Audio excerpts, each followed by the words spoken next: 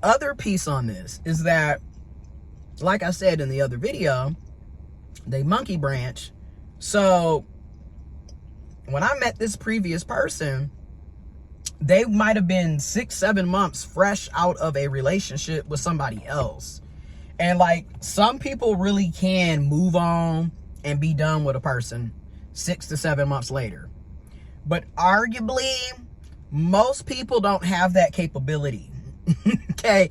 And the reason I say this is, notice how so many of us, whether you're looking at TikTok videos, Instagram reels, YouTube shorts, YouTube videos, Facebook reels, you talking to people, whatever. So many people are talking about how when they met the person that hurt them, or that they got hurt by, they were still what? Caught up on their exes. They would constantly bring up their exes, which lets us know most people are not moving on that quick, honey. They're not. What they're doing is they're monkey branching to somebody else who will then become the new distraction from themselves when they need to just be single and focus on themselves. No, they're going to use you as a distraction to get over the other person. Like I said, they monkey branch. There's no time to ever just sit down and be like, you know, obviously there's a problem with me because I'm the one that keeps putting myself in these situations. That's what I'm doing, right? And that's what I did before. The first heartbreak that I had, I was to myself for basically 4 years. After 2018, I did not entertain a relationship for 4 years.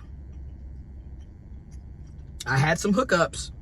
I had some slight situationships in there, I ain't gonna lie. But I didn't get deep again until 2022 when I met this previous person. So that's why for me, it's always shocking to see somebody go from a deep, well, what we perceive to be, notice I said what I perceive to be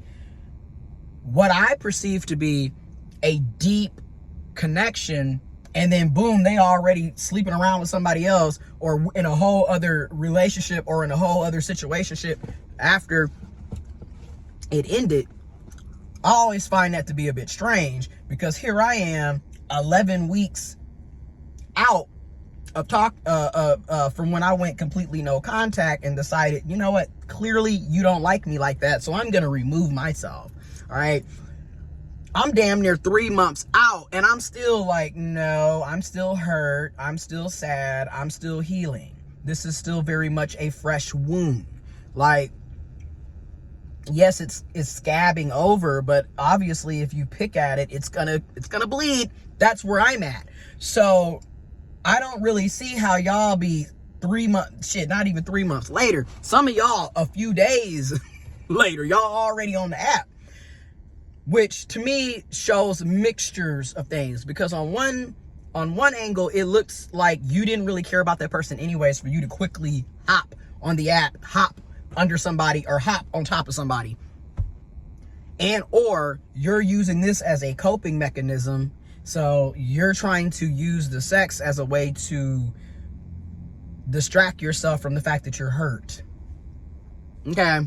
To some people do that. We got to be real.